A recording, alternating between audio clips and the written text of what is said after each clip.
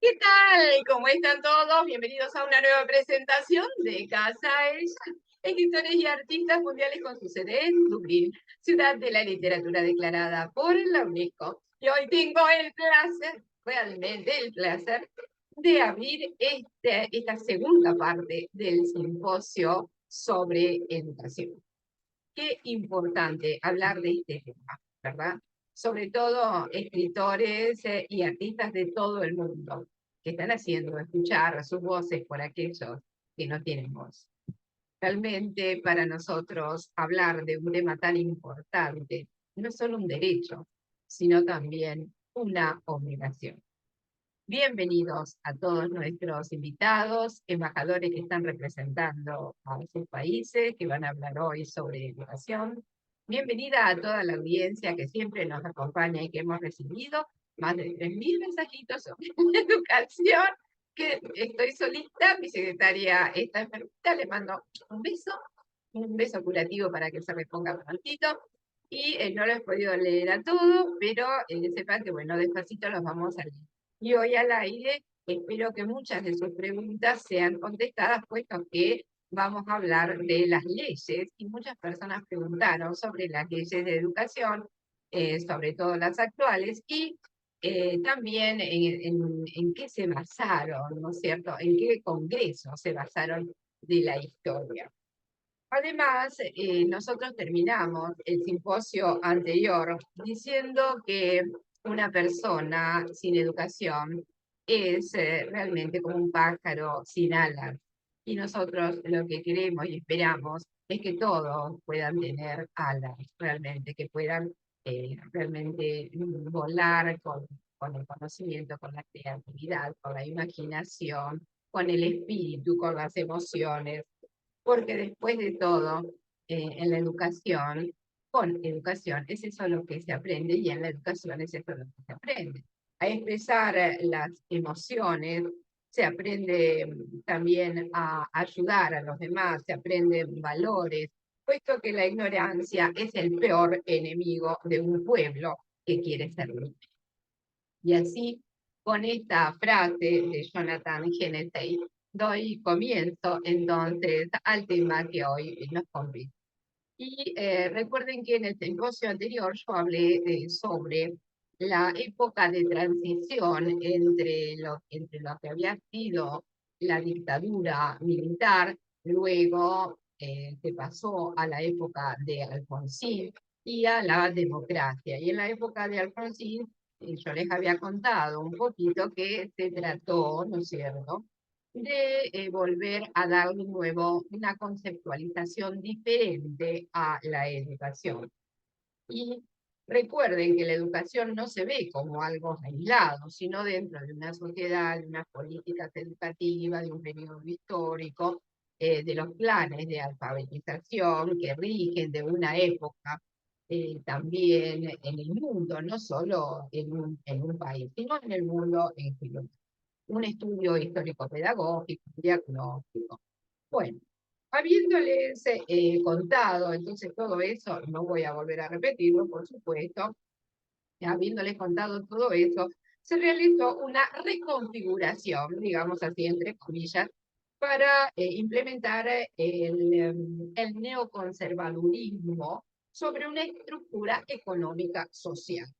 Yo había llegado entonces a contarles un poquito de Alfonsín, de su presidencia y de lo que había realizado con respecto a la educación, ya que el Estado debía asegurar su prestación de manera continua, regular y fiscalizar y fiscalizar, por supuesto, a los agentes que impartían la educación y también la actividad privada. Además, teniendo en cuenta la laicidad, la gratuidad, la obligatoriedad y la existencialidad. Y así comenzaron las reformas, pero bien sabemos que no fueron suficientes, porque un gobierno comienza y el otro tiene que continuar con esas reformas.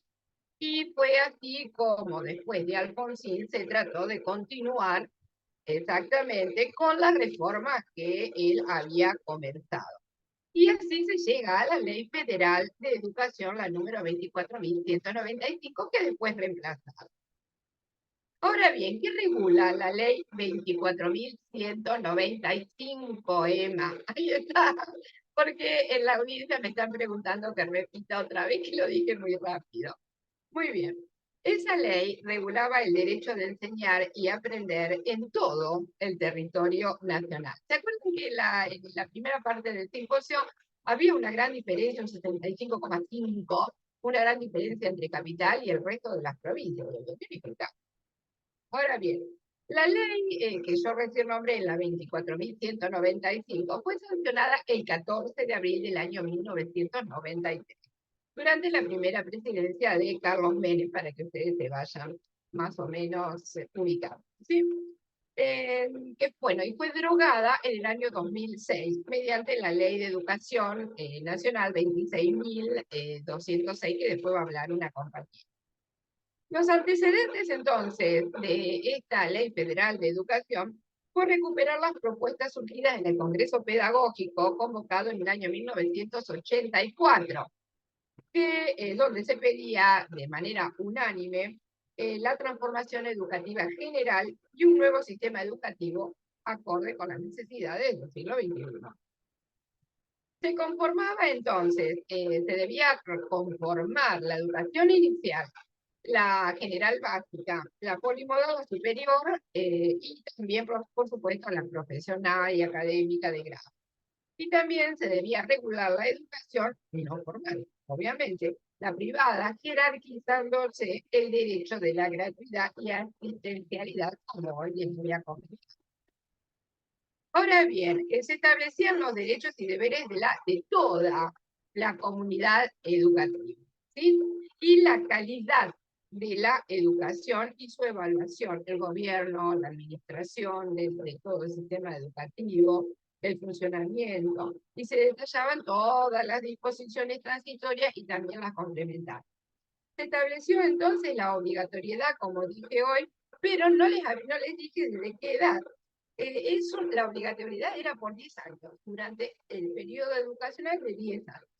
Entonces, se comenzaba a los 5 años y después estaba 9 años en la general básica.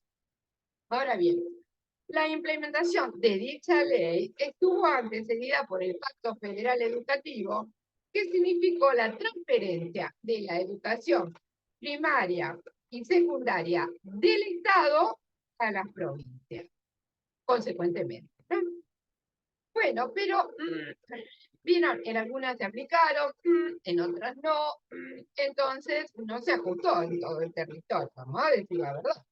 Y la Ley Federal de Educación número 24.195, de la que estoy hablando, tuvo que ser reemplazada, ajustada, como todo, con la Ley de Educación Nacional número 26.206, que va a hablar Elisa hoy, ¿sí? Por eso yo hoy no voy a hablar de esa ley, pero sí le voy a dar el paso después a Elisa. Ahora sí, tendríamos que seguir el orden lógico, que sería darle el paso a Elisa, pero Elisa amablemente le ha cedido la palabra a la doctora Elisa de la Paz Ortiz Cuevas, que se encuentra representándonos en un evento y se está quedando sin batería. Así que, bueno, tiene prestadito, un teléfono prestadito, donde puede también, por supuesto, exponer su tema sobre educación en este sentido. Así que muchísimas gracias, Elisa. Un beso enorme para ti. Y le damos entonces la palabra a la doctora Alita de la Paz Ortiz Cuevas desde México, nuestra poetisa de plata, corazón de oro, como le decimos nosotros. Adelante. Muchas gracias, compañera, por el espacio, Ada, compañeros. Bueno, yo voy a hablar sobre una investigación de Azoka, ¿sí? Quienes buscan promover una educación donde todos se puedan reconocer como agentes de cambio y donde se incrementen todas las habilidades transformadoras, como cuál es la empatía, el trabajo en equipo como el que hemos venido desarrollando en Casa IAM, un nuevo liderazgo y la iniciativa para el cambio de los niños, de los jóvenes, de los educadores y además de los miembros del ecosistema educativo, ¿verdad? El objetivo de Azoka es proponer soluciones a las problemáticas que son más urgentes en la sociedad. Sí, agradezco a Lorena Taylor, a Nayeli Valdés y a Megan Panzapecar, ¿sí? Por esta investigación tan maravillosa que hicieron sobre la educación, ¿sí? Porque ahora todos tenemos la capacidad de ser agentes de cambio. Todos ahí en Casa YAM estamos siendo agentes de cambio. Aquí en el caso de las escuelas deben de tener un ambiente donde todos los niños puedan cultivar las herramientas necesarias para convertirse en ciudadanos locales y globales, empáticos, aquí viene la palabra empatía, con su entorno.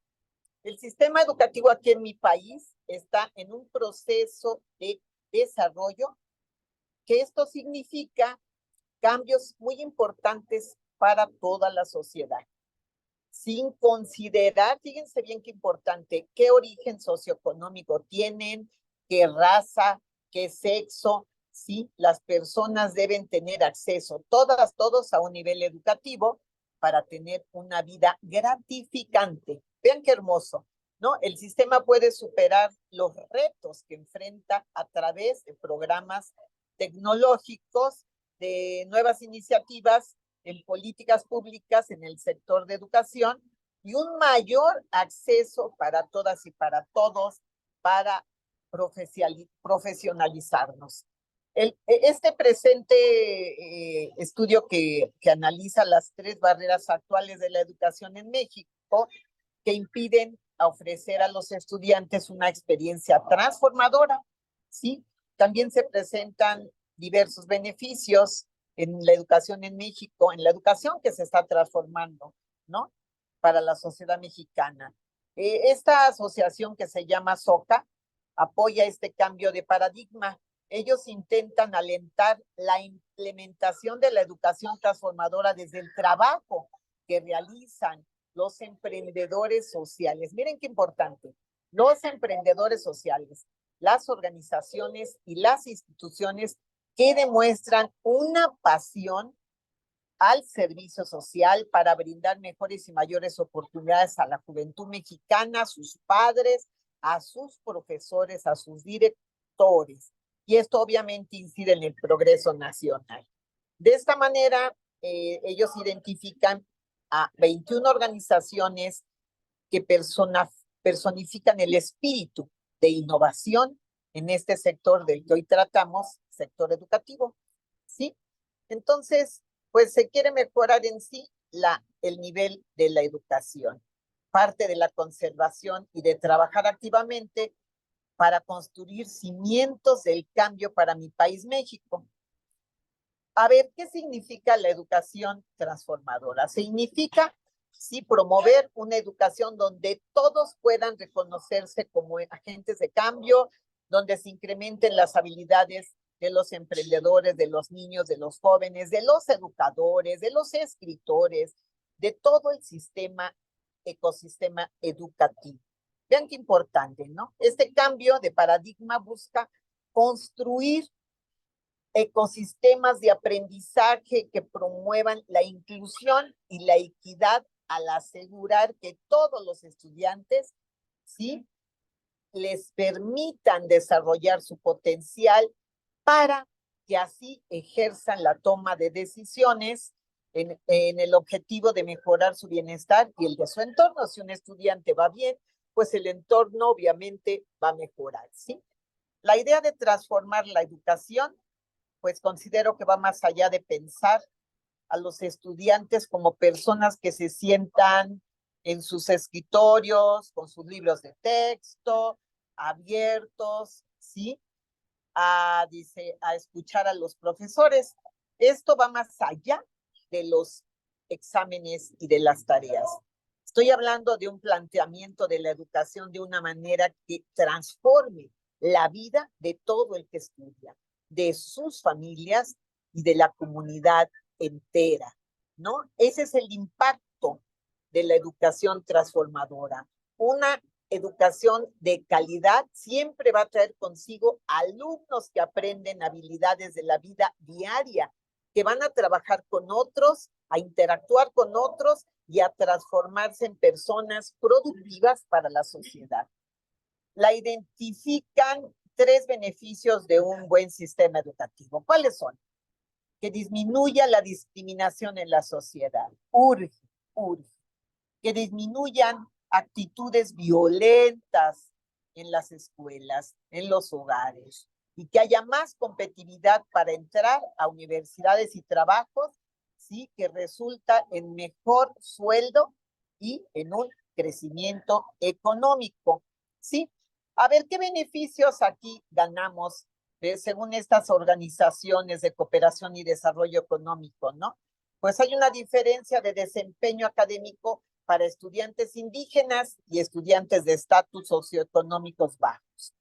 Las brechas aquí de desempeño en lectura han aumentado para los estudiantes que hablan un idioma diferente de lengua de las evaluaciones, ¿no? Por ejemplo, lenguas indígenas y nosotros español. Asimismo, se dice que México tiene el nivel más alto, fíjense en qué, en violencia entre alumnos de los 35 países que la OCDE registra, porque 3 de cada 10 profesores de secundaria, ellos reportan a la encuesta internacional sobre docencia y aprendizaje que al menos una vez por semana deberían de estar pendientes para casos de bullying entre sus estudiantes. ¿Sí? Este mapeo va a abrir la posibilidad de una transformación en la formación educativa, primero reconociendo los retos del sistema educativo. Aquí voy a dar un ejemplo, ¿sí? El desacierto de no reparar a los niños, de no preparar a los niños para el mundo actual y la deserción escolar. Mucha deserción escolar por los problemas que ellos se enfrentan en casa o fuera de ella.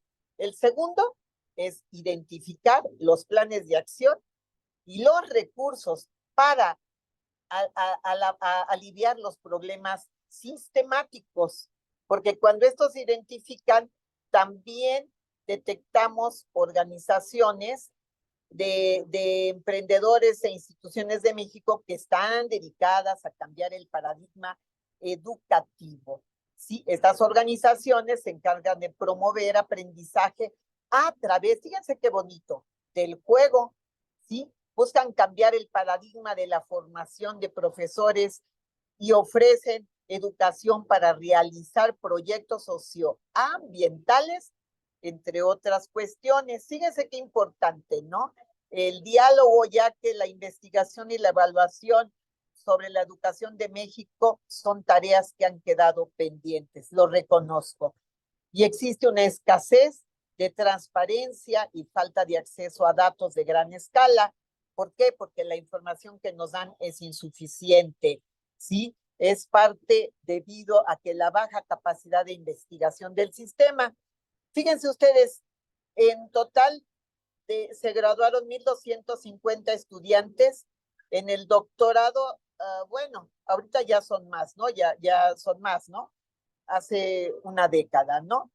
Y solo de ellos 40 se graduaron en doctorados, ¿sí? Este estudio que yo les digo busca fortalecer la conexión entre, ¿sí? Azoka, que es esta institución, entre tantas otras instituciones sobre educación, que pretenden mejorar el nivel de la educación. Además, que están trabajando o están emprendiendo con herramientas nuevas para que la educación sea formal, ¿sí? Bueno, para que no sea una educación formal, más bien dicho, ¿sí? Que sea una educación diferente al alcance de todas, impulsada por el cambio social a través de la promoción de emprendimiento social en diferentes sectores de la sociedad. Que no falte un niño sin recibir educación, ¿sí? Se trata de detonar el potencial de agentes de cambio que se encuentra en cada ser humano. Asimismo, se trata de apoyar a todos esos líderes emprendedores sociales para brindarles recursos económicos, soportes profesionales y acceso a una red global y así puedan ellos a su vez ayudar a más niños a tener condiciones mejores para prepararse, para desarrollar sus habilidades con más herramientas de emprendimiento e innovación. ¿Sí? ¿Quiénes son? Los emprendedores sociales son líderes en sus campos, tienen acceso a los recursos que manejan o que necesitan para prosperar y llevar a cabo sus innovaciones. Los niños crecen practicando la empatía. Los jóvenes practican la empatía, el nuevo liderazgo, este trabajo en equipo y se autoidentifican como agentes de cambio y así la sociedad se organiza como un equipo fluido y abierto. Esta es mi participación, querida Ada, para generar una sociedad donde no falte una persona sin capacitarse, sin prepararse, sin haber recibido los estudios elementales como son la primaria, la secundaria y la preparatoria. Sí, qué bueno que fueran también universitarios y luego que se capaciten preparen con un posgrado, un doctorado. ¿Sí? Bueno, esta es mi participación. Muchas gracias. También agradezco a Soca por la información que me ha remitido. ¿Sí? Y bueno, y que adopten muchas universidades y escuelas de manera transversal este emprendimiento social para que inspiren y cultiven futuras generaciones de emprendedores sociales y agentes del cambio, ¿sí? Y que fomenten así a las universidades que funcionen como centros de innovación social y reúnan a directivos, profesores, alumnos y a la comunidad universitaria para generar más iniciativas capaces de transformar nuestra realidad educativa, nuestra realidad social. Gracias, yo soy la poetisa de Plata de Tasco, Alicia de la Paz Ortiz Cuevas. Les abrazo y les bendigo desde este maravilloso museo. Al rato les mando fotos para que vean qué maravilla. Muchísimas gracias, Alisa, por este beso y este aplauso de todos nosotros y del público que es para ti. Y es así, la educación es el arte de hacer visibles las cosas invisibles, decía François Lyotard. Así que esperamos que realmente todas las asociaciones hagan realmente las cosas que parecen imposibles o invisibles, las hagan visibles. Como son, por ejemplo, los valores. Que los valores, mucha gente me dice los valores morales no se ven, me dicen en el público, pero se demuestran, la educación se demuestra. Y muchos valores sí se ven cuando uno dice gracias, cuando uno dice por favor, cuando uno dice buenos días. Así que le digo al público, a los que me están diciendo que muchas veces no se ven, le digo que algunas cosas sí se ven y hay que hacerlas notar. Cuando alguien nos saluda, nosotros insistamos, buenos días, es bueno decirlo, buenas noches, ¿qué tal? ¿Cómo están todos? ¿Verdad? O cuando uno entra a un lugar o no puede pasar permiso, o darle el asiento a una dama con su bebé. Se ven, ¿verdad? Los valores. Aunque muchos digan que no se ven, se ven. Se ven, se expresan, se muestran, se demuestran. Así que muchísimas gracias, Alicia. Nuevamente, este beso enorme es para ti. Como los valores se demuestran, recién Elisa lo ha demostrado, le ha cedido su lugar amablemente a Alicia. Así que ahí tienen un ejemplo, la audiencia, de que sí, que los valores se ven. Vamos a darle entonces la palabra a nuestra querida embajadora cultural desde Argentina, Elisa Greenfield. Adelante. ¿Qué tal, Eli? Hola, ¿Cómo ¿qué estás? tal? ¿Qué tal? Muy bien. Bueno, la verdad que parece excelente lo que ha comentado nuestra compañera Alicia, porque realmente hay mucho que tenemos nosotros también que aprender y que vamos a ir aprendiendo de a poco, porque tuvimos una etapa donde hubo una crisis educativa muy seria y yo creo que nos hemos quedado un poco en el camino. pero ahora vamos a ver si se podamos resolver. Yo voy a continuar con la ley que hiciste, que comentaste vos en el año 1893, que después de eso hubo muchos artículos que se hicieron y muchas modificaciones dada la transición de tantos gobiernos que hemos tenido. Pero yo voy a hablar de la última que se hizo de la Ley de Educación Federal, la 26.026, que fue publicada y en realidad en el año diciembre de 2006 durante la presidencia de Néstor Kirchner. La ley es la 26.026. Durante este gobierno tenía por objetivo regular el ejercicio del derecho de enseñar y aprender, consagrado por el artículo 14 de la Constitución Nacional.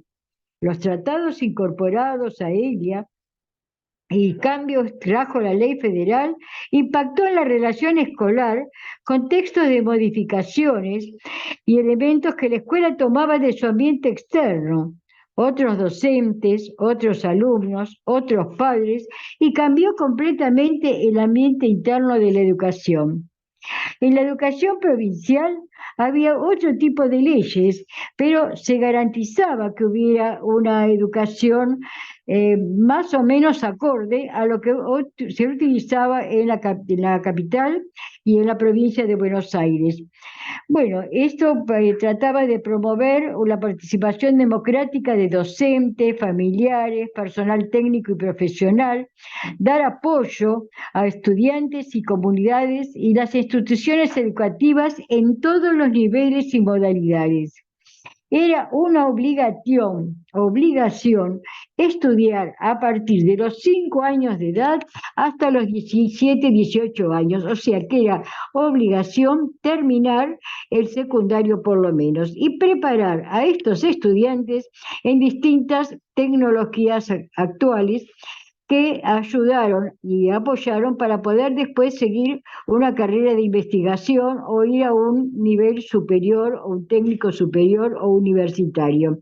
En general, los preparaban como para que pudieran tener una buena relación con la sociedad, con un respeto, solidaridad, humanidad, hermandad, ya empezando desde los niños que empezaban la escuela primaria.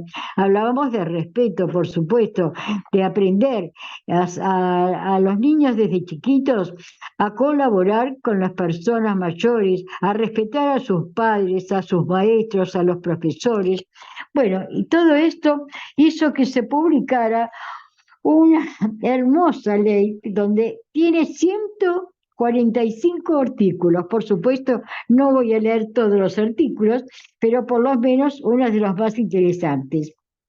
El que más me llamó la atención fueron las disposiciones generales. La presente ley regía el derecho de enseñar y aprender, consagrado por el artículo nacional de la Constitución Nacional y los tratados internacionales incorporados a ella, conforme con las atribuciones conferidas al Honorable Consejo de la Nación en el artículo 75, de acuerdo que allí se determina. En el artículo 2, la educación y el conocimiento son un bien público, un derecho personal y social y garantizado por el Estado. O sea, que el Estado tiene que comprometerse a ayudar a que la gente y los niños que no puedan en forma privada estudiar, darles la capacitación necesaria en escuelas públicas para poder terminar un primario y un secundario. En realidad, esto es muy importante para todos nosotros porque en las provincias las escuelas no están a veces muy preparadas y los docentes tampoco, entonces se trata de hacer durante todos los meses clases de capacitación para los maestros para que se vayan acomodando a las nuevas problemáticas de educación, los problemas sociales, los problemas económicos que existen en las otras provincias.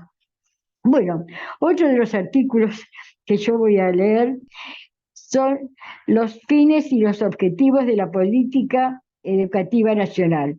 Es el artículo 11, que es tan importante.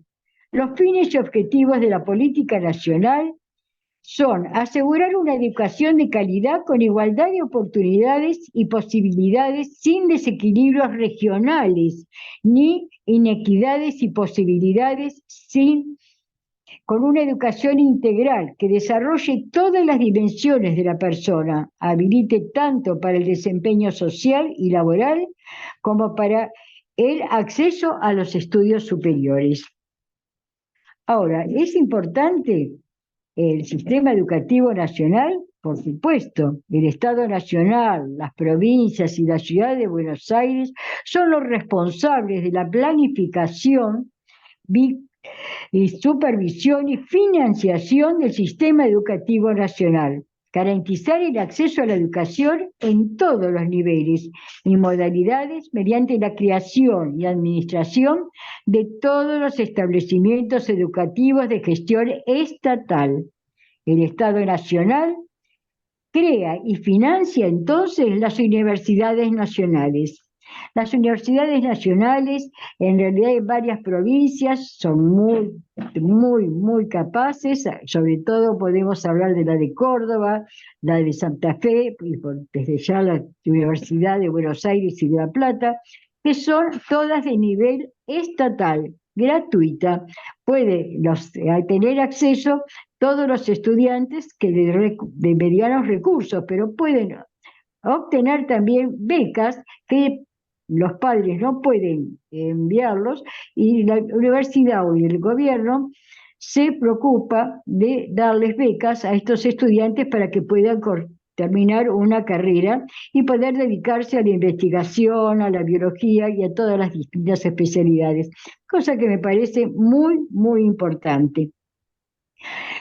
Por supuesto que los que más posibilidades tienen de ir a una universidad privada, pueden ir a una universidad privada, pero tienen que seguir las leyes de acuerdo a la educación que prefiere el nivel de la educación en Argentina. Con respecto a esta educación superior, yo quería comentar que la Universidad de Buenos Aires está en este momento, desde un censo que se hizo en marzo del año 2023, o sea, este año, ocupa el 50 lugar en todas las universidades del mundo y el 9º lugar en las universidades de acá de Latinoamérica. Así que yo creo que tiene un nivel bastante importante como para que lo tengamos en cuenta. Aparte, en las provincias donde se habla el idioma indígena, se está tratando también de mantener esa diversidad cultural y darle educación a los niños, no solo a hablar el idioma indígena, sino también el idioma argentino y poder mantener una unión que queremos todos tener entre los indígenas y la población colonizadora de aquellas épocas, para poder estar todos juntos y poder lograr algo. Otra de las cosas que también en esta ley se empezó a publicar y dar registro de la obligación de estudiar inglés ya a partir del jardín de infantes en muchas escuelas estatales.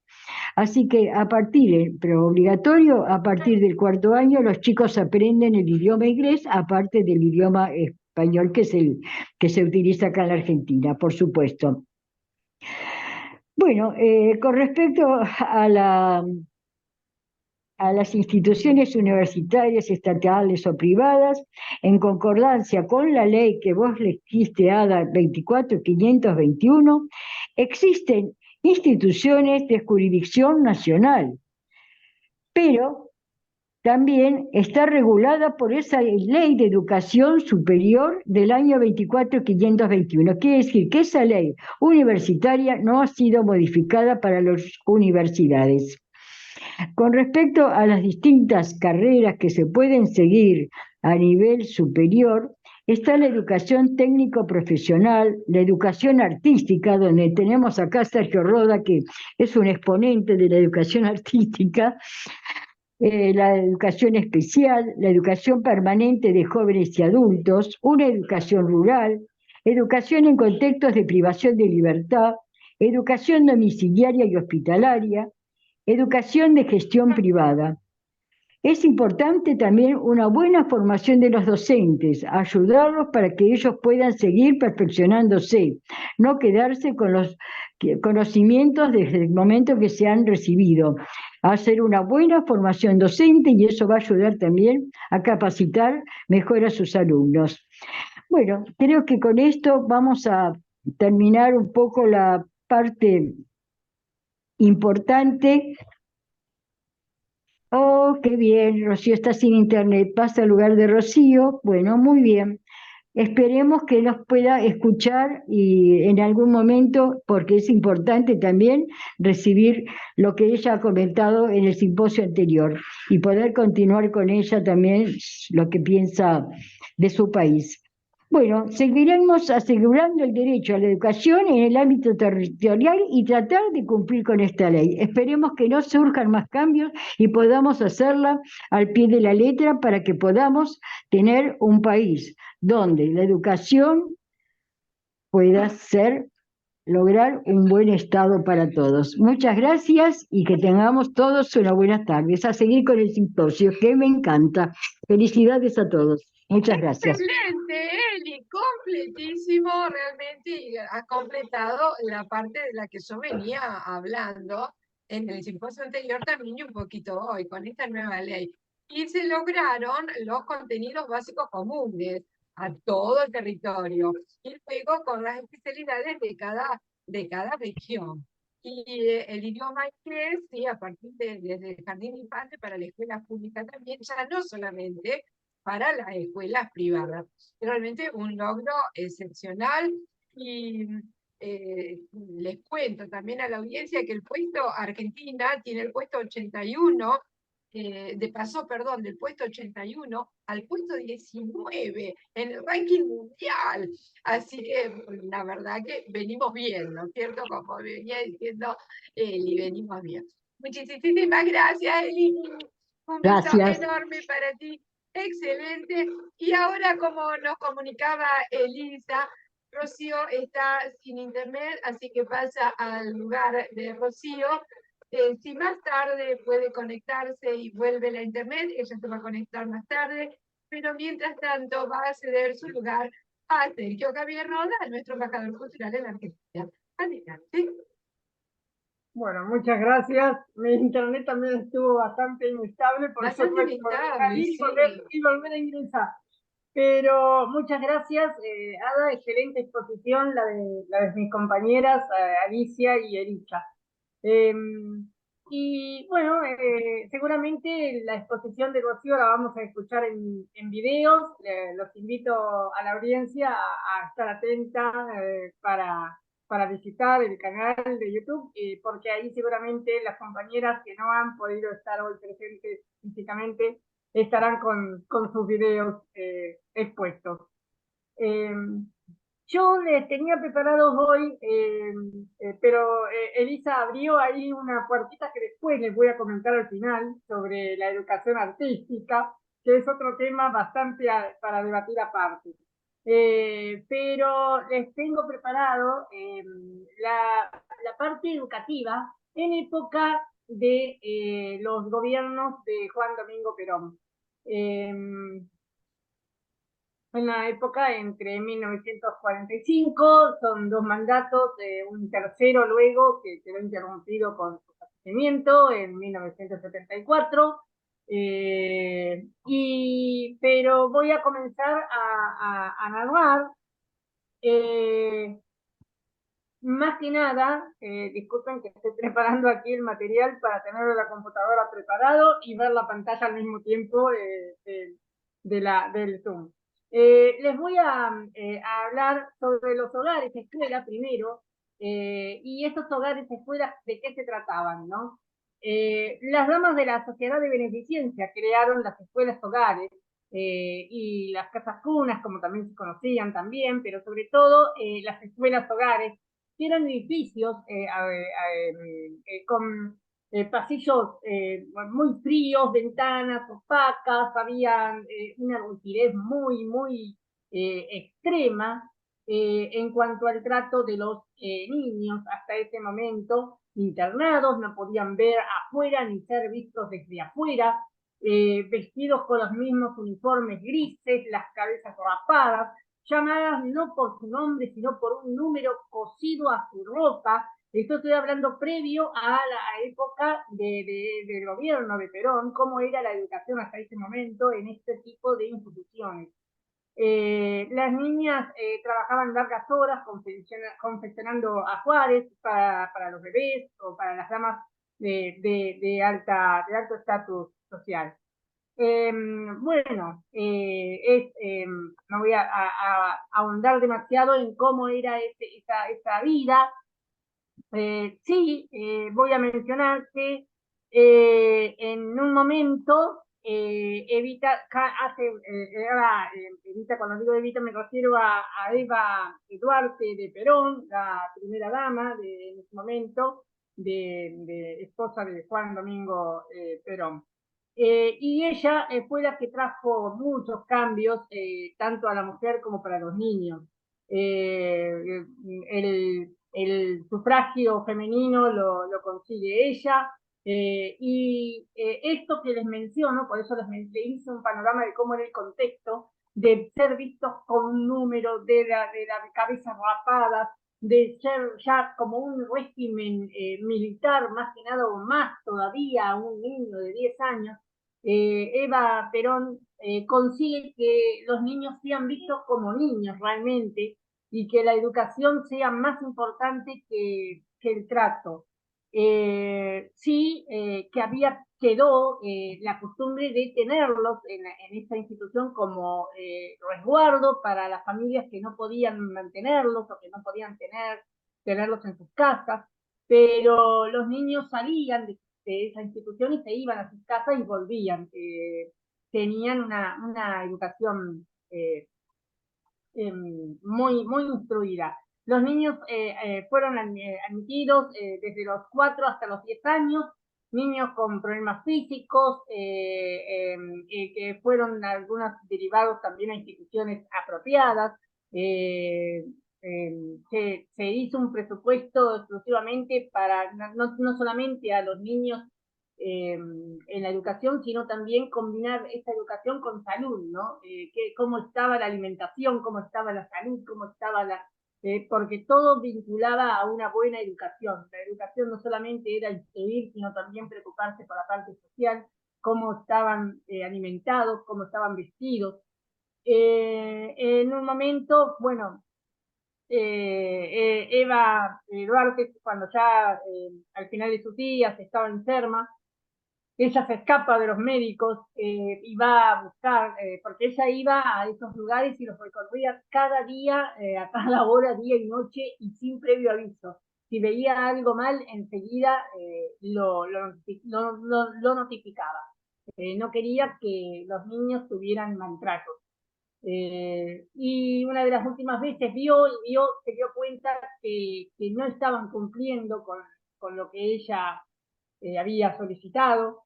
Lloró con una de las asistentes de su confianza que tenían, porque dudaba de qué es lo que iba a pasar con todo su sistema y todo lo que él había armado después de su muerte. Y efectivamente, ¿no? Luego del golpe militar de 1955, que derroca a Juan Domingo Perón en el segundo mandato,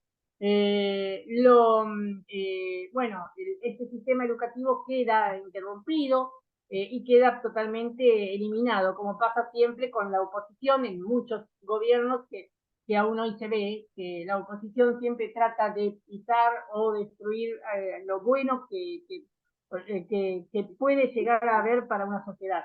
Sin importar las cuestiones políticas, no estoy hablando de política ni de partidos, sino de destruir un sistema que quizá pueda llegar a ser positivo para un futuro.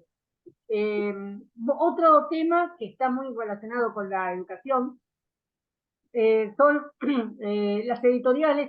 Ya hablé la vez pasada un poquito de la editorial Claridad, hoy voy a ahondar un poquito porque fue que en 1922 Zamora inaugura Los Pensadores. Las publicaciones de Los Pensadores eran una revista con una instrucción muy elitista, pero se le ocurre en algún momento luego, ahí creo que a partir del 1926, que los pensadores le cambia el nombre a Revista Claridad, y después va a ser una editorial Claridad, que va a tener sus propias editoriales y sus propias revistas. Y estos libros que sacaba la editorial Claridad estaba pensado exclusivamente para los niños que no alcanzaban, no tenían alcance, las familias que no tenían alcance a comprar un libro, y también para la parte obrera, porque eran de muy bajo costo, salían a veces en los kioscos también, en las revistas, en los puestos de revistas, y bueno, él decía, a los 26 años, el hijo de padres analfabetos fundaba una editorial. Era también parte de las posibilidades de progresión social que daba este país. ¿Cuántos hijos de inmigrantes y letrados llegaron aquí a la universidad? Muchísimos. Zamora, Antonio Zamora, también fue muy importante en relación a todo lo que es la parte educativa, no solamente de todos los niveles, no solamente de la parte de la educación secundaria, sino de la educación universitaria. Y que estaba destinado también a todo el alcance de la educación a la parte obrera y a la parte de un estatus más bajo, que hasta ese momento no era así. Bueno, yo les tengo aquí un libro que quiero mostrar y con esto cierro, así ya cierro la exposición. Disculpen si me pasé unos minutitos. Y quiero mostrarles, es un libro muy viejito, de 1948, 49, se llama Cultura Ciudadana. Y quizá algunas personas lo conocen, ahí veo a Elisa que se está sintiendo. Dice Cultura Ciudadana, la sociedad argentina, de León Benaró. Y les voy a leer un fragmento, dos, si es posible, son muy breves.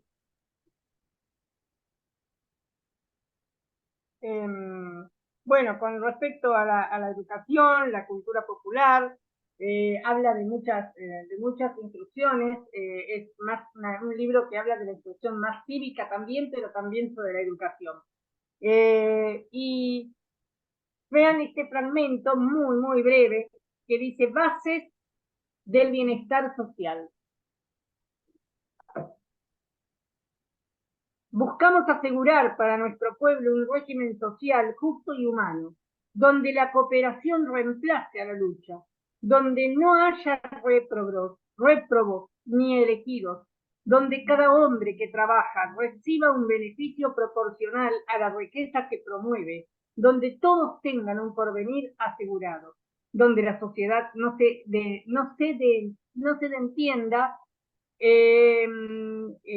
egoísta del viejo ni del incapacitado, y donde la fraternidad, la generosidad y el amor presidan las relaciones entre todos los argentinos. Asegurar los derechos del trabajador, incorporándolos a la ley y a las costumbres argentinas para que las clases económicamente débiles estén protegidas contra el egoísmo, la prepotencia y la explotación de los económicamente fuertes. Juan Domingo Perón.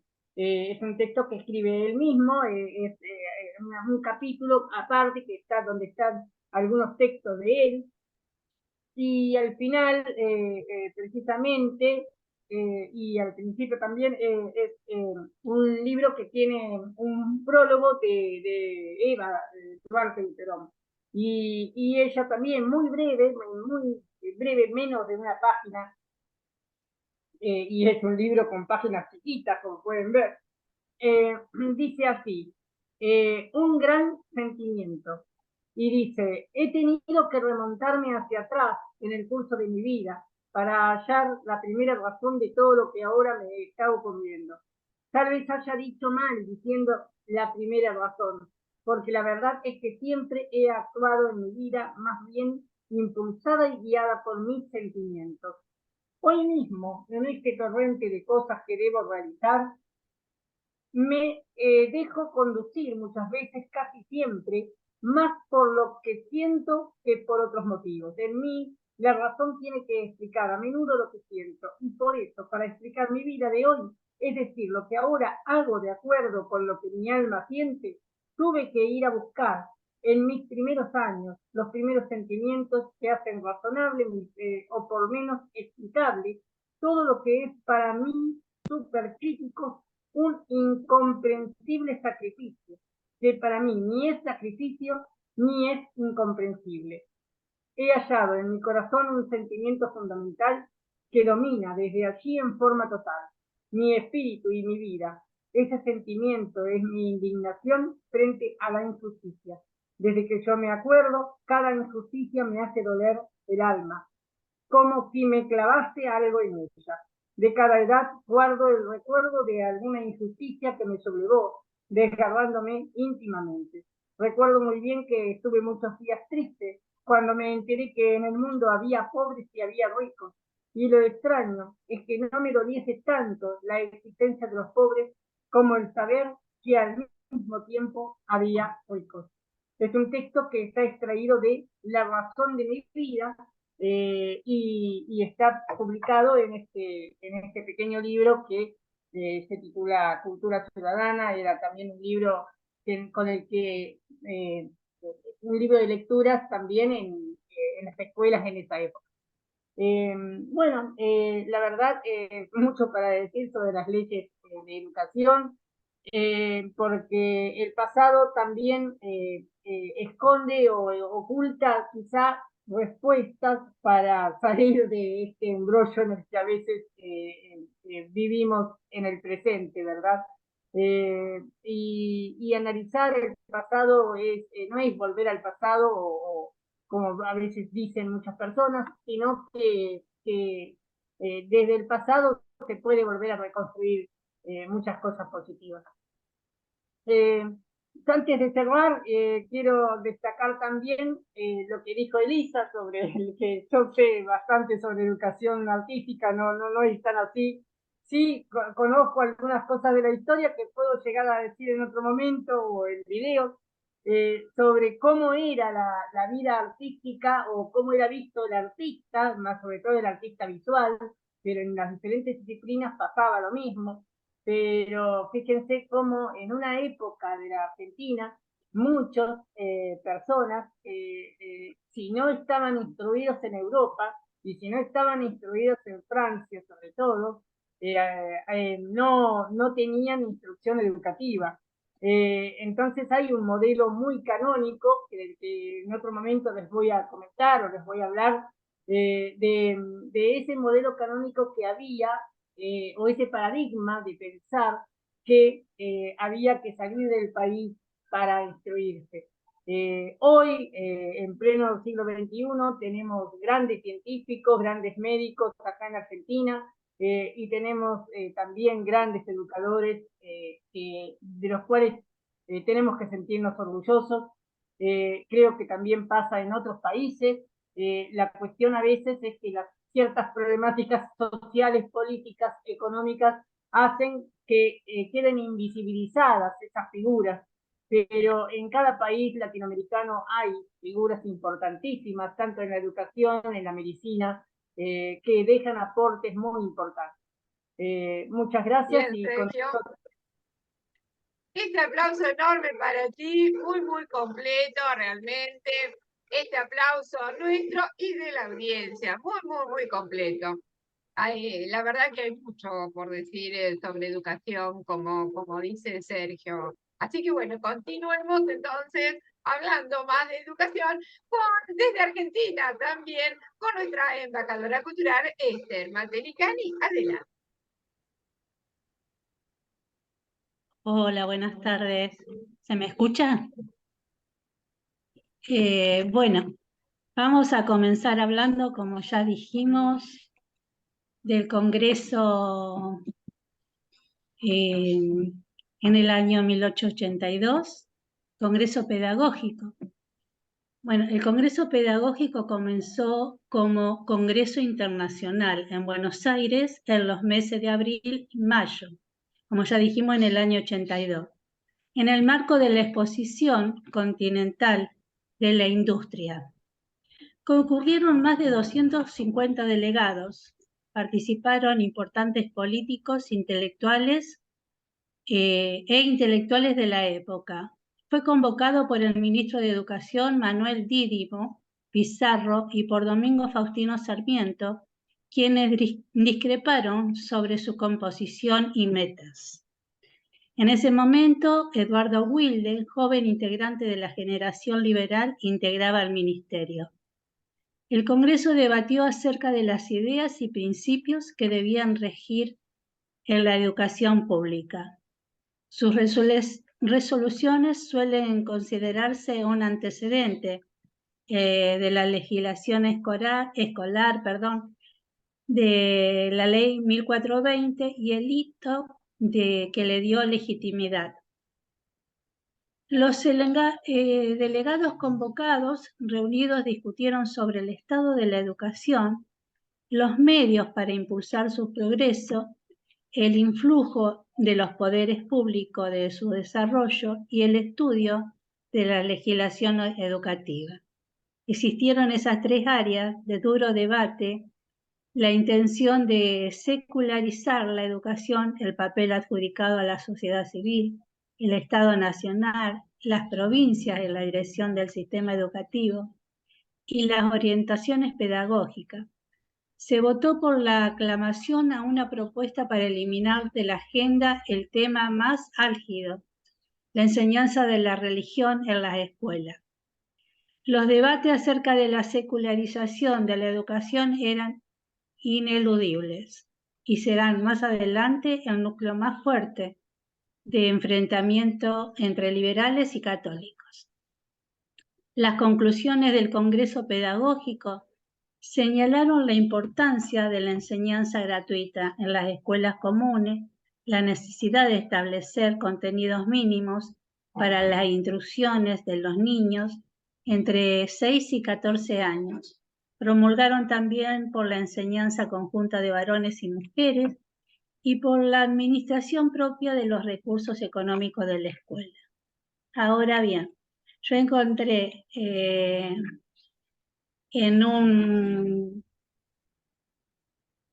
lo que daba la ley esta, había 3 escalones para disponer de esta ley.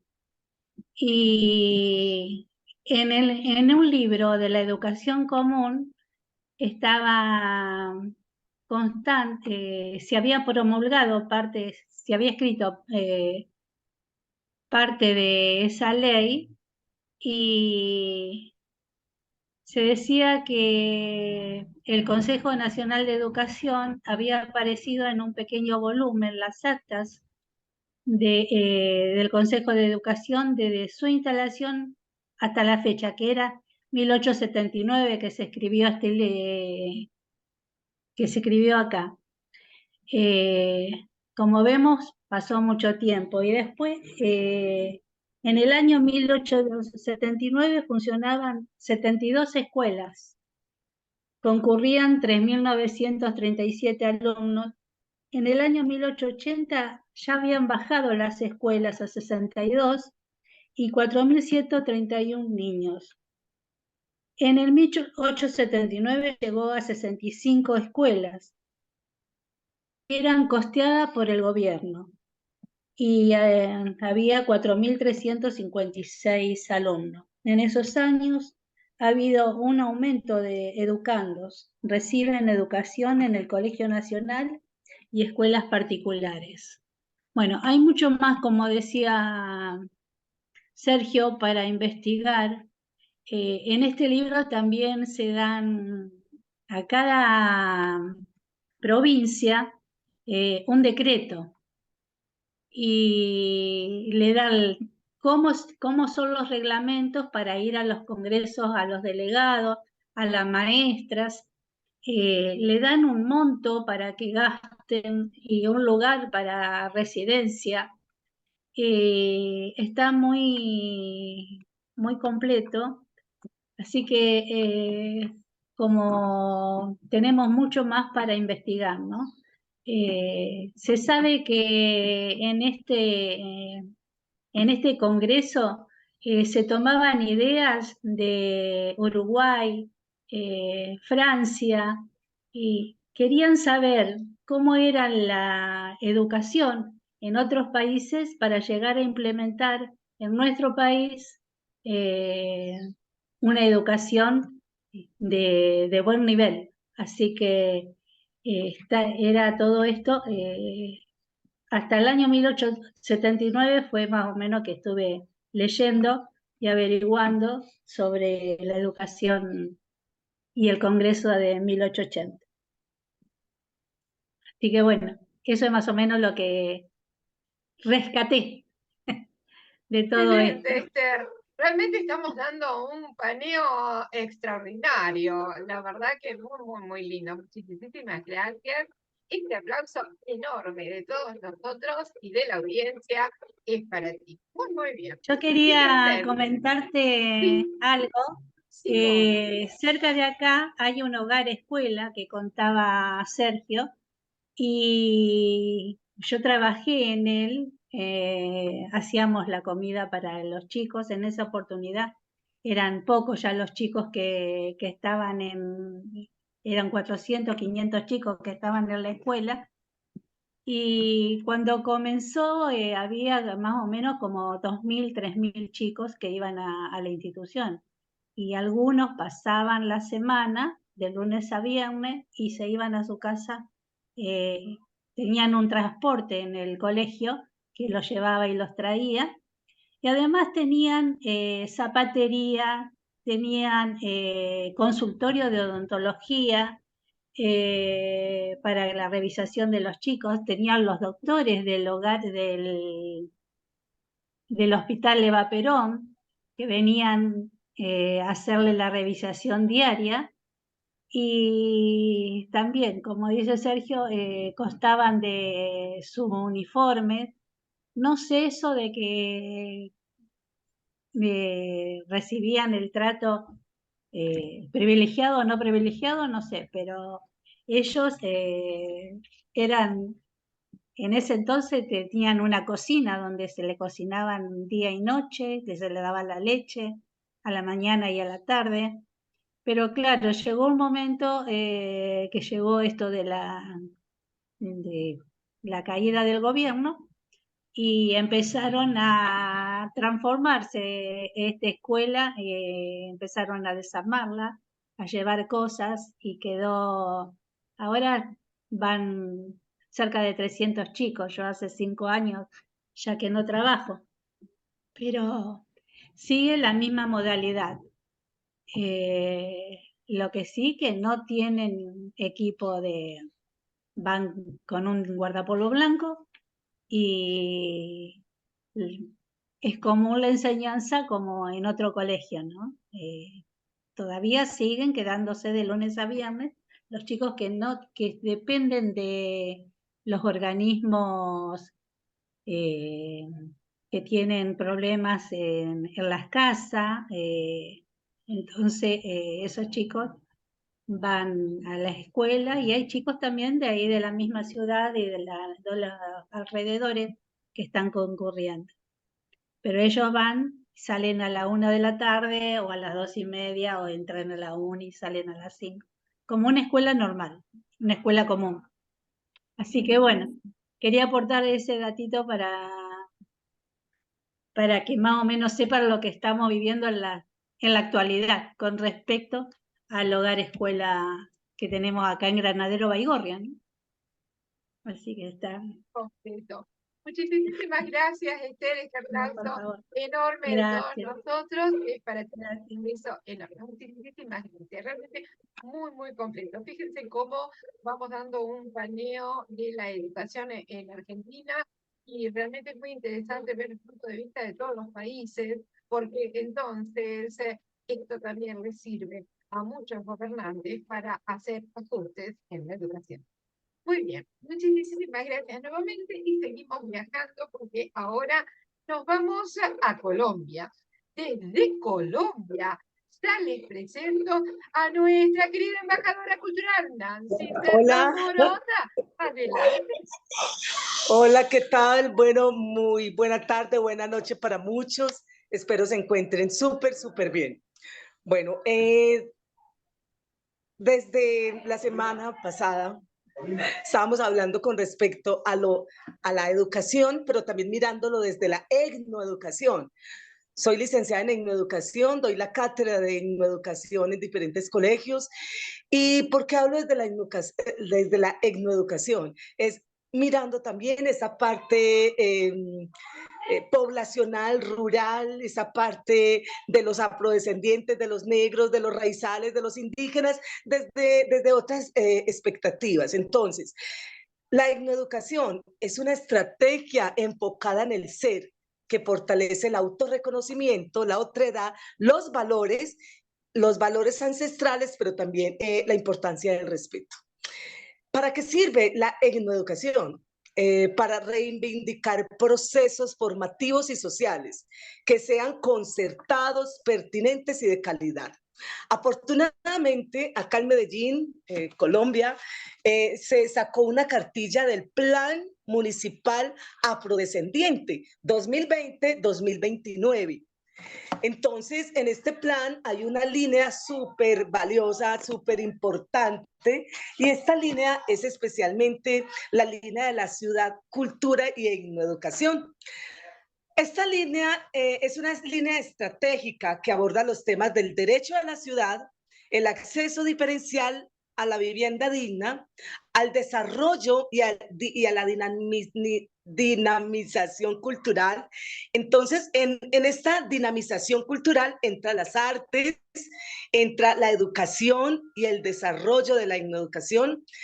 La Cátedra de Estudios Afrocolombianos también implica un tratamiento de ciudad para la superación de la discriminación racial. También con eso van unos objetivos, y esos objetivos, la importancia de dinamizar los diferentes espacios de encuentros que permitan la visibilización de componentes étnicos afrodescendientes y el encuentro intercultural en la ciudad por medio del desarrollo de acciones que conlleven la promoción de la diversidad étnica y la prevención de riesgos sociales. Esto tiene un apoyo, unos acuerdos que vienen a ser el desarrollo del acuerdo 085 del 2018 del Consejo de Medellín sobre etnoeducación y el decreto 1122 que habla sobre la Cátedra de Estudios Afrocolombianos. Mejorar las condiciones habitacionales de la población negra, afrodescendiente, palenquera y raizal.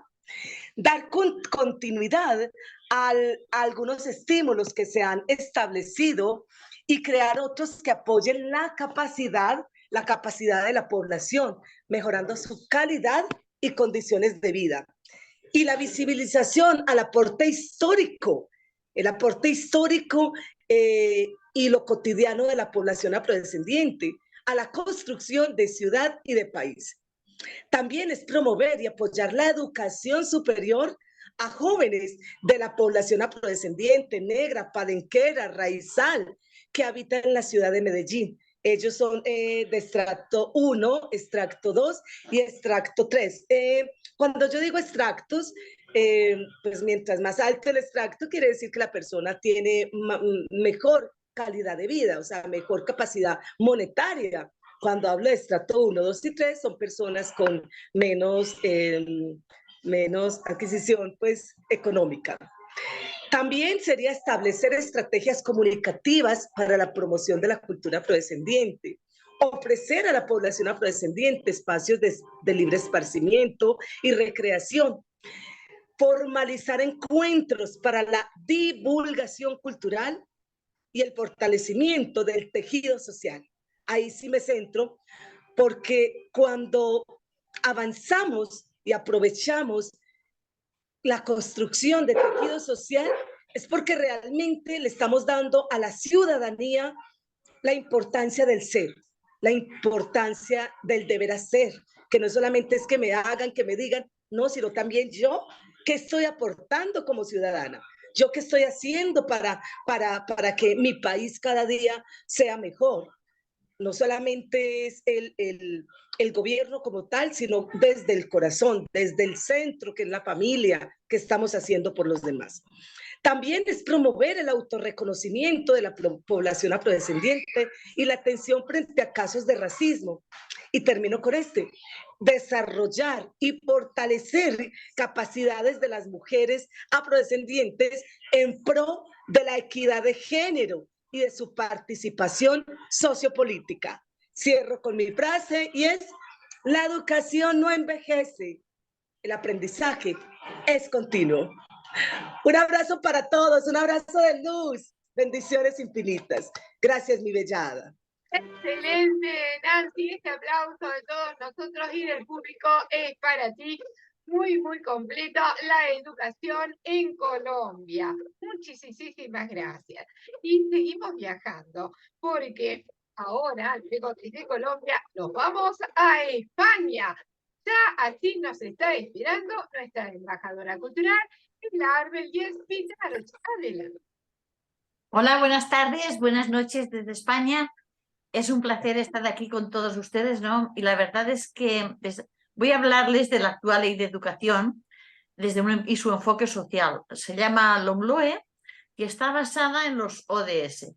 Los ODS son los Objetivos de Desarrollo Sostenible que fueron adoptados por todos los miembros de las Naciones Unidas en 2015. Es un objetivo universal para poner fin a la pobreza, proteger el planeta y garantizar que todas las personas disfruten de paz y prosperidad para el 2030. Puesta en práctica, digamos, la forma práctica afecta en temas como educación de calidad, igualdad de género o reducción de las desigualdades de la ciudadanía global.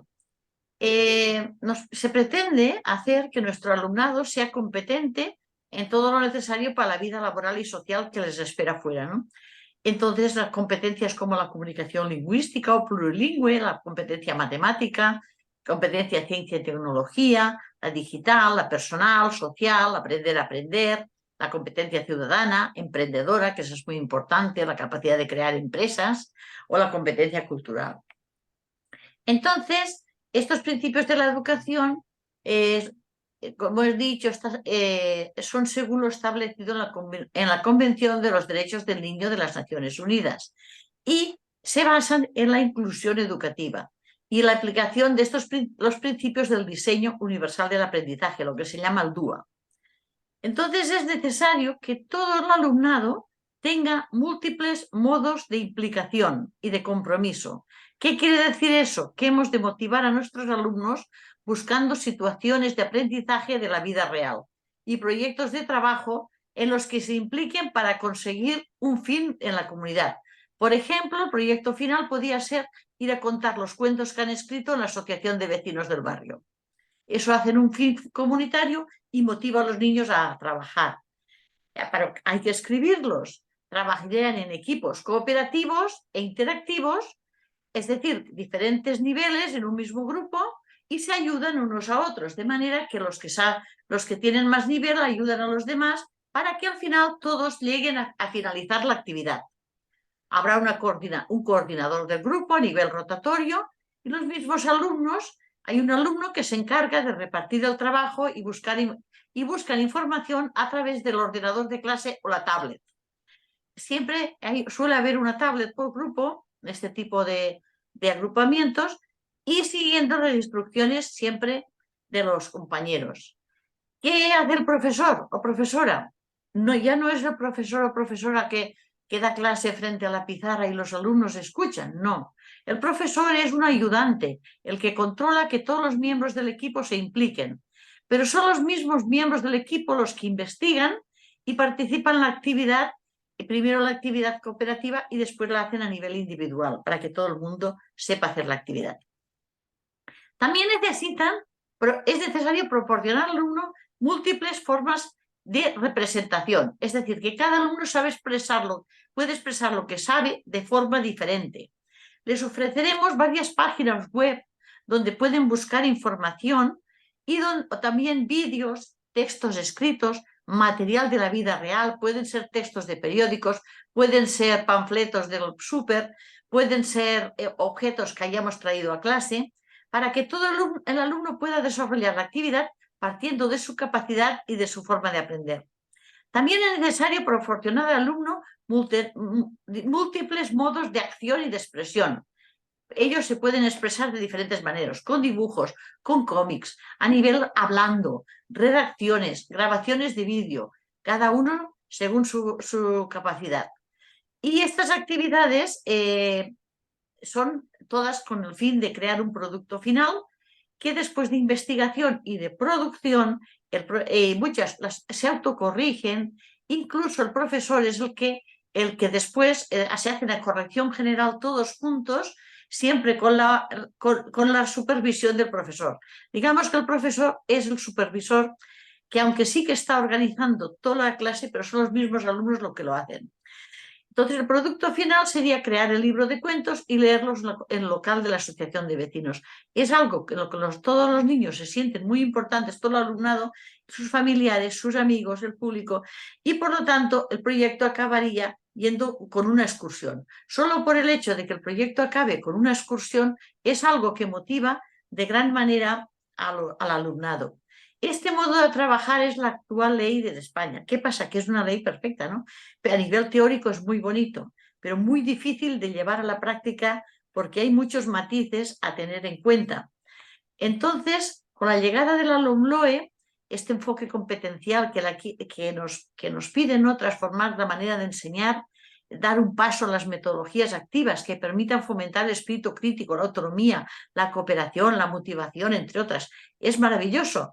Pero las situaciones de aprendizaje no son fáciles de crear. No es fácil de crear una situación externa al aula dentro del aula. Entonces, están vinculadas siempre a la vida real, trabajar los diferentes saberes de manera competencial y el producto final es clave para que funcione, ¿no? Pasamos del profesor que le daban el libro de texto y que es muy fácil de dar la clase al profesor que tiene que trabajar muchísimo para conseguir este efecto. Entonces el docente se encuentra en movimiento, guiando los aprendizajes y comprobando que realmente los alumnos están aprendiendo. También tenemos que aprender, formarnos muchísimo en cuanto a competencias digitales, porque los dispositivos de Internet, los programas, las aplicaciones informáticas, las ponemos en funcionamiento y son elemento clave para impulsar este tipo de aprendizaje. Entonces, al docente necesitamos muchísima formación para ponernos muchas veces a la altura de nuestros alumnos, porque nuestros alumnos a nivel de informática saben muchísimo. Entonces, los dispositivos electrónicos que a partir de ahora han de formar parte del mobiliario del aula. Y Internet, pues he puesto enseñarlos el uso correcto de Internet, usarla para buscar información, la información correcta y enseñarles también en ese aspecto. La evaluación, otro problema. ¿Cómo dejar atrás el modelo basado del examen tradicional y empezar a evaluar este tipo de aprendizaje? Es muy difícil. No solo tenemos que valorar lo que, desde el punto de vista profesor, también se tienen que hacer diferentes rúbricas, diferentes esquemas en los que los alumnos se evalúen a sí mismos y evalúen también a sus compañeros. Los grupos se tienen que autoevaluar. Entonces hay varios tipos de evaluación, la evaluación sumativa, digamos, que es todas las evaluaciones. La autoevaluación, la coevaluación, la evaluación del profesor, la evaluación del grupo, la evaluación de los compañeros. Hay muchos instrumentos de evaluación, desde las rúbricas, pueden ser vídeos, pueden ser esquemas, pueden ser todo tipo. Hay muchísimos, ahora no los voy a nombrar todos, pero sí que decir que necesitamos mucha formación y que es necesaria que sea este proyecto no solo es por parte del profesorado, también de la administración, que nos dé recursos necesarios, porque hace falta recursos para trabajar así, el profesorado, mucha formación, mucho esfuerzo, las familias, mucha colaboración, porque en este tipo se pide, los grupos interactivos colabora también la familia en las actividades de clase, toda la comunidad se involucra porque se hacen actividades de ayuda a la comunidad. Entonces, es un aprendizaje que es un reto, ¿no?, que se nos presenta actualmente y que espero que sepamos estar a la altura. En fin, es simplemente decir que si me permiten unos versos sobre el tema, ¿sí? La educación, dedicado a la nueva ley. La educación salió de su letargo, se introdujo en proyectos de trabajo, sembrando semilla de unas flores, aroma que regará nuestro universo. Los nuevos cambios ya no nos asustan, ni los colores ni los nuevos aromas. Ella quiere bailar nuevas aventuras, que el alumnado las competencias viva. Buena suerte en este nuevo reto. Con una sonrisa los alumnos miran, soñando explorar nuevos mundos, usando con lienzo las tecnologías. Pues nada, muchas gracias. Excelente exposición, Pilar. Este aplauso enorme de todos nosotros y de la audiencia es para ti. Muy bien. Y es así, hay que ir adaptándose a las nuevas tecnologías. Muchas veces los estudiantes van muy rápido, ¿verdad? Las manejan rápidamente. Y nosotros, en nuestro caso, estamos utilizando la AI, que es la Artificial Intelligence, en esta transmisión. Así que nos vamos adaptando a la verdad, a la época de hoy. Muchísimas gracias, Pili. Un beso enorme, excelente. Y seguimos viajando, pero ahora desde España volvemos a Argentina, porque en Argentina hoy el broche de oro de cierre le toca a nuestra querida embajadora cultural, Susana Orden. Adelante. Hola, Ada, hola, Hola, colega. Susana, ¿cómo estás? ¿Cómo están? Mi tema, bueno, primero la educación es más o menos una de las pasiones de mi vida, así que imagínense. Digamos, el miércoles no pude estar porque tuve que asistir a un evento en el Cabildo de Buenos Aires, lamentablemente. Pero hoy estaba mirando las leyes que ustedes abordaron y pensé en la ley 4874, la ley Lainez. ¿Y por qué pensé en esta ley? Pensé en esta ley porque la ley 1420, que tanto tiempo rigió y que tantos beneficios dio, tenía que ser completada porque regía para Buenos Aires y para los territorios nacionales. Y en el resto de las provincias no había, digamos, no llegó a causar en un primer momento un efecto mayor. Vamos a tomar algunos parámetros. En 1900 había un 53% de analfabetos. De 800.000 alumnos posibles, solo iban a las escuelas 435.000. Entonces, el analfabetismo era como una plaga terrible que azotaba a nuestro país y supongo que a muchos otros países americanos. La ley 1420 necesitaba expandir sus efectos a todas las provincias. El tema es, algunas provincias todavía no lo eran, como Tierra del Fuego, Misiones eran territorios nacionales y sí, ahí se aplicaba. El tema era que cómo hacía el gobierno nacional para organizar la educación en las provincias, que debía ser organizada por ellos mismos. Mandaba subvenciones de dinero. Junto con esta situación de analfabetismo, había una situación histórica, crítica, que a principio de siglo había graves problemas sociales provocados por la problemática de que había inmigrantes y también criollos, mala situación económica. Además de esto, vivían hacinados en conventillos, con bajos sueldos. En los conventillos, por ejemplo, había mala situación higiénica, había una pileta o un baño para muchos. Y a pesar que es simpático el conventillo, porque ahí nació el tango, el lunfardo y otras cosas, era pintoresco, también era duro vivir en el conventillo como vivieron nuestros antepasados, que vinieron acá a trabajar. Entonces, la gente pedía soluciones, salía a la calle y había revueltas.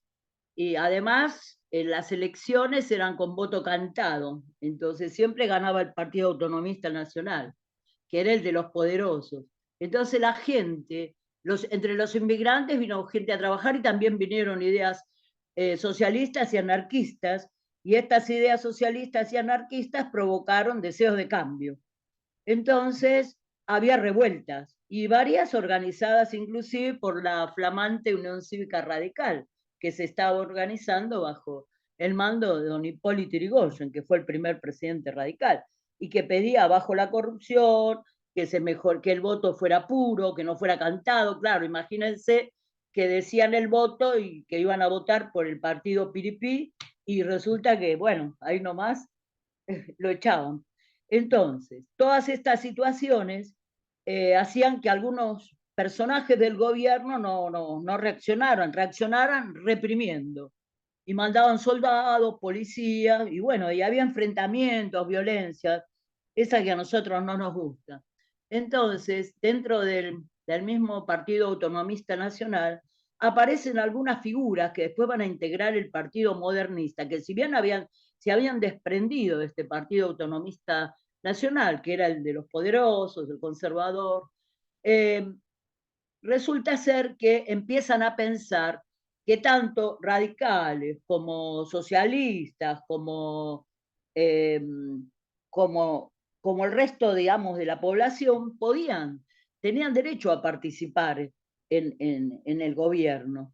Entonces, también pensaron que una forma de evitar la violencia, la injusticia, el enfrentamiento entre argentinos, sería mejorar la educación. Que ya les dije que la 1420 daba resultado para una parte del país, pero las provincias estaban en veremos. Entonces, en 1905 inclusive hubo dos hechos: una gran revuelta radical, porque los radicales se abstenían de votar hasta que el voto no fuera secreto, y además que fueron reprimidos. Bueno, estaba la ley de residencia, que cuando los inmigrantes hacían algún tipo de problema, los enviaban de vuelta a su país. Y además de eso, hubo un atentado contra el presidente Manuel Quintana, de un inmigrante catalán, que no llegó a mayores, o sea, fue fallido. Entonces, ante todo esto, aparece una figura que es conciliadora, progresista, y después va a formar parte de este Partido Modernista que quería integrar a los argentinos. Y este señor se llamaba Manuel Quintana, era sobrino del escritor Miguel Cané, había nacido en Buenos Aires, había sido periodista desde jovencito, corrector, periodista del diario La Tribuna, y luego creó su propio diario. Se acercó a Sarmiento también, quien lo envió a Estados Unidos como secretario de la embajada, y le interesaba mucho la educación, y en la charla con Sarmiento fue entendiendo que la educación era la forma de evitar la violencia, de integrar a los argentinos, de educar a los inmigrantes, justamente argentinizarlos, y de promover un mejor nivel de vida mediante la educación, una mejor calidad de vida, un ascenso social, en el buen sentido del término. Entonces, Manuel Quintana, en 1905, en el mismo año en que había ocurrido todo lo que les conté, promueve, propone y presenta mientras todos los otros en el Senado, todos los otros senadores, era senador por la provincia de Buenos Aires, y se había acercado al creador de la capital, inclusive de la provincia de Buenos Aires, La Plata, Dardo Rocha. Entonces, él promueve la ley que tomó su nombre, Laínez. Entonces, ¿en qué consistía esta ley? Esta ley consistía en que el Estado Nacional, para asegurar que todo el país tuviera educación, debía enviar, no subvenciones, o sea, no tenía que enviar plata, porque lo que veían ellos, porque estaban también controlando el dinero, y que se perdía en el camino el dinero, iba para un lado, para otro, y no terminaban las escuelas. Entonces, había gran cantidad de gente que no sabía leer ni escribir, no solo hijos de inmigrantes, y los inmigrantes hablaban claro, leían en su idioma, pero no en español, y no conocían nada de la historia del país, entonces, ni de la geografía. Entonces, él promueve que el Estado va a enviar maestros, va a hacer escuelas en terrenos que donen a veces los vecinos, las va a mantener, les va a pagar el sueldo a los maestros y va a establecer contenidos mínimos para todos.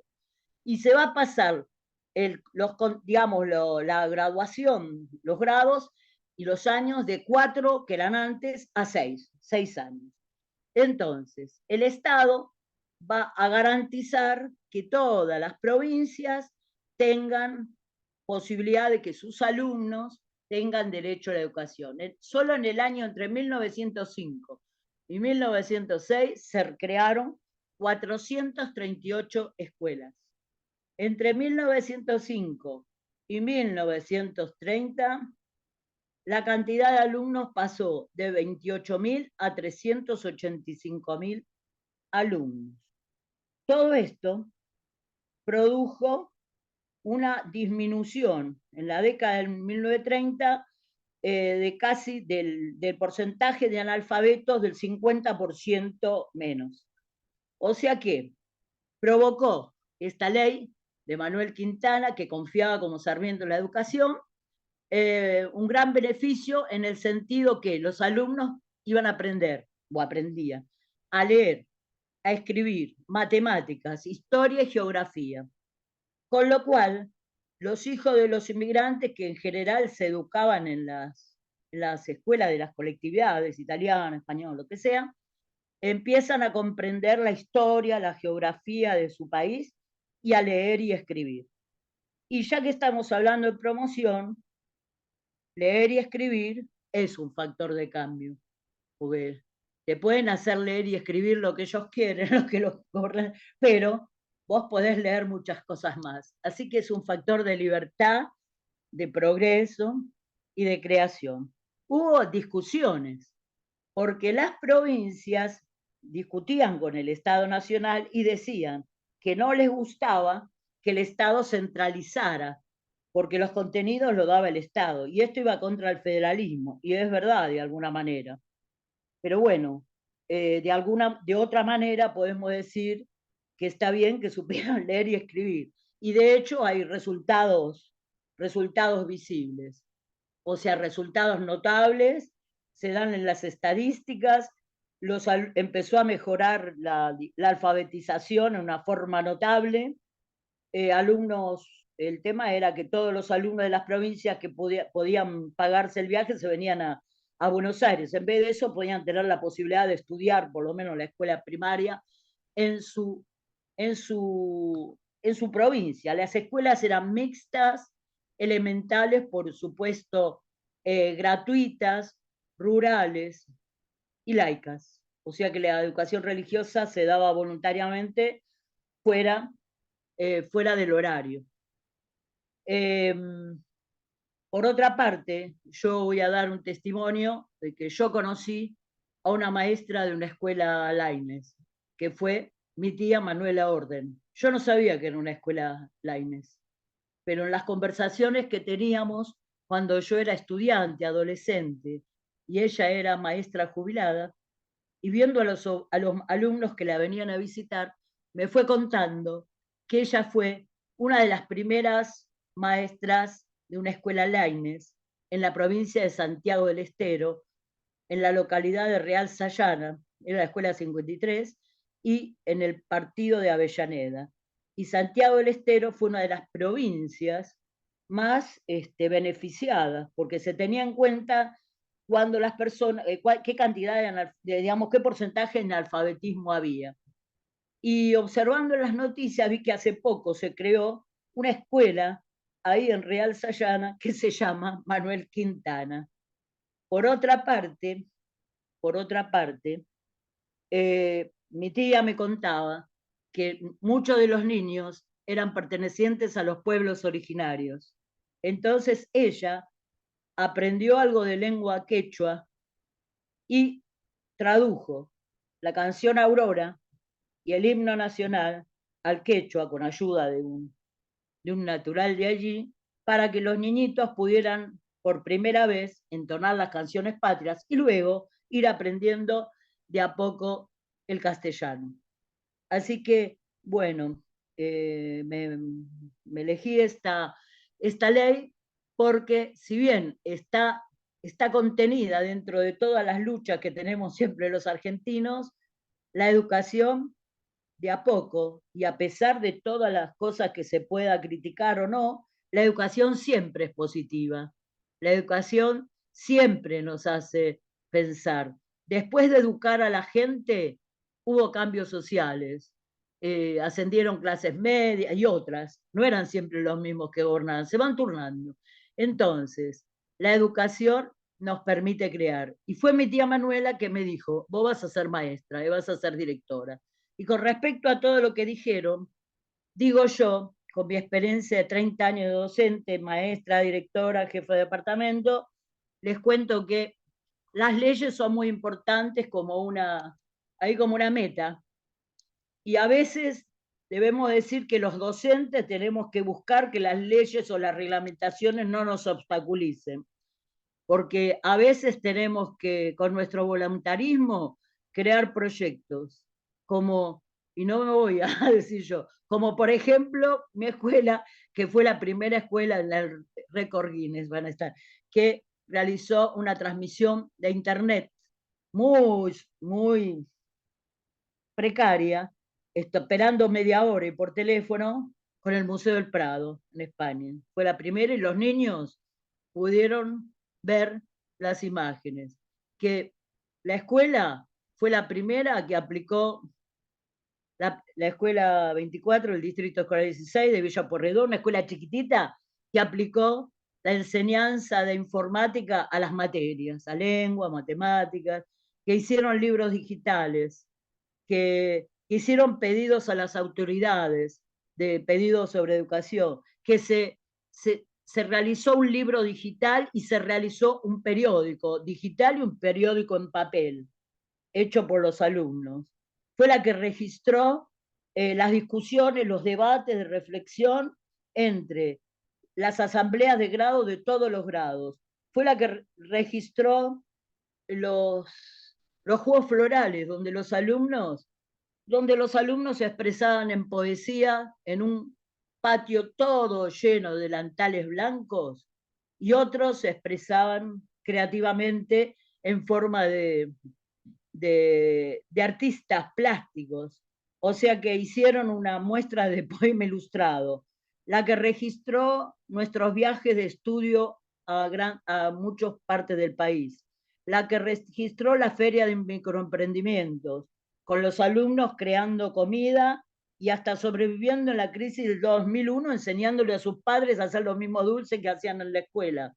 Con la plata de eso se compraron computadoras y se compraron pantallas. Circuito digital de radio, de televisión, todo a pulmón. Y todo eso en base a la voluntad de los docentes y de trabajar en equipo. Y esto se vio reflejado en un libro que presentamos en la Feria del Libro, en la cual la gente de la neurociencia, los especialistas, comentan que la mente es plástica y que puede mejorar cada vez más. La mente nuestra y la de los alumnos. No hay ningún alumno burro, porque decían que mi tía Manuela hacía aprender hasta los ladrillos, hablando metafóricamente. No eran ladrillos, eran chicos que tenían alguna dificultad. Entonces, viva la educación. Gracias. Gracias, Ada, por hablar de esto. Y las leyes son lindas. Nuestras manos, nuestras mentes en equipo y las ganas de hacer cosas en la educación privada y también en pública, de la cual Facultad de Filosofía y Letras, orgulloso de mis profesores, y todos estamos así, pública. Gracias por todo, Ada, porque es hermoso lo que haces. Muchísimas gracias, Susana. Orden, excelente exposición. Este aplauso de todos nosotros y del público.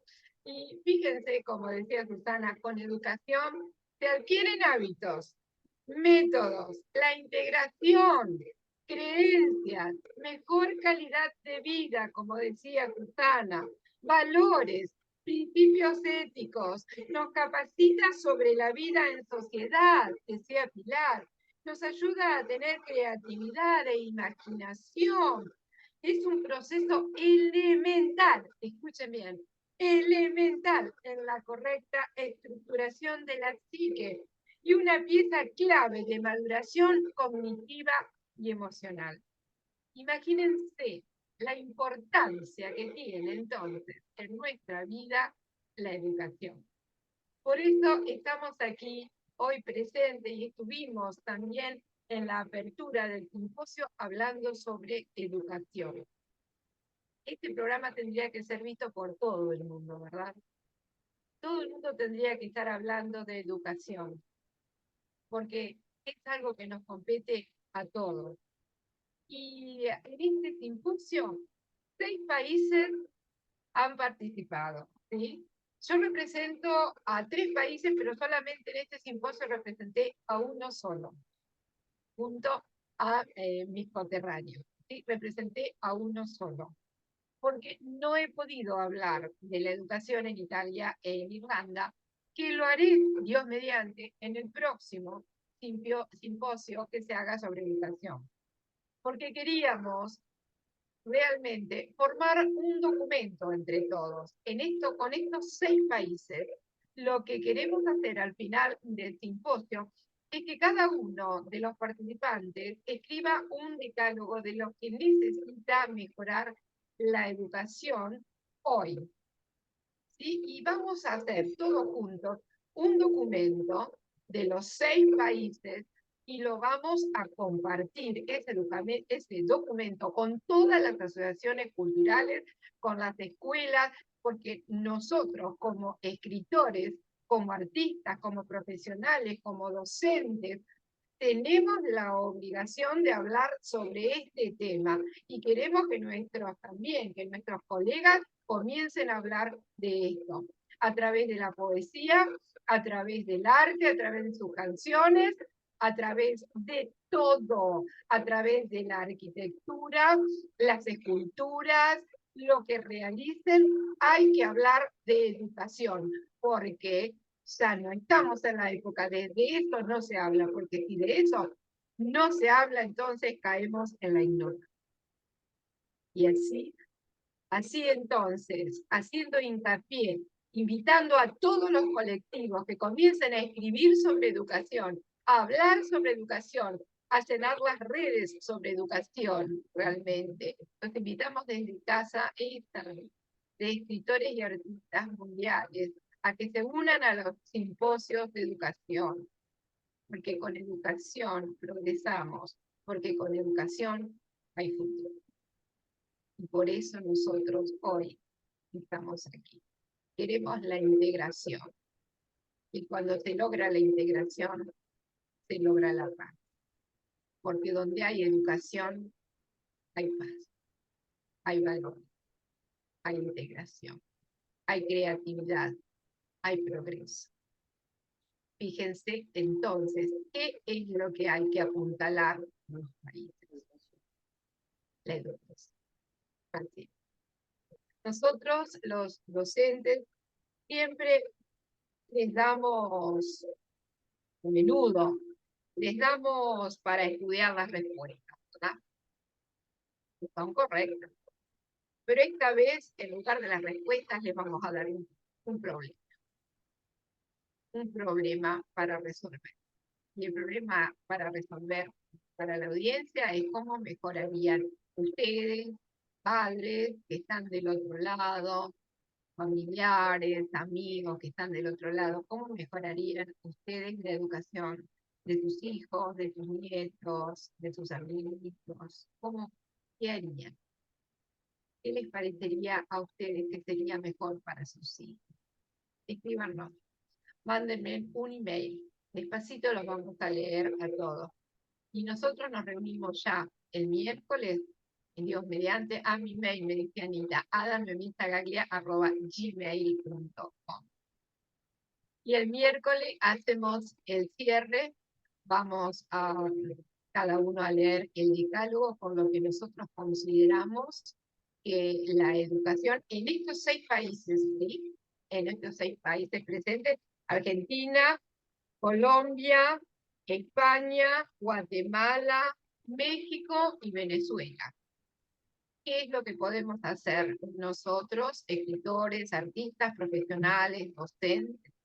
¿Qué es lo que nosotros consideramos después de haber estudiado las leyes, como lo hemos hecho y ustedes lo han visto?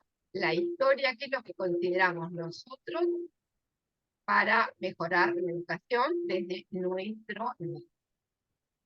Y así nos despedimos diciéndoles que nada es imposible. Así como dijo Susana, hay que abrir la mente, así como una pequeña escuela en el mundo pudo realizar una emisión con el Prado, por ejemplo, con el Museo del Prado, así pueden realizarlo otras escuelas también. ¿Sí? Sí, todo es difícil. Es así, Leticia. Todo es difícil. Pero ¿cómo se logra? Uniéndonos. Porque la unión hace la fuerza. Entonces, uniéndonos así como nosotros nos unimos hoy, únanse ustedes también del otro lado. Únanse más colectivos también por la educación. Y entonces así vamos juntos a lograrlo. Muchas gracias a todos. Que la paz quede con todos ustedes. Corazón inmenso realmente para que se logre. Y recuerden, la educación es la red. Muchas gracias a todos. Nos vemos el miércoles mismo horario, 21 horas Irlanda. Y ustedes también comiencen a hacer en sus casas el decálogo de la educación. Muchas gracias a todos. Un placer.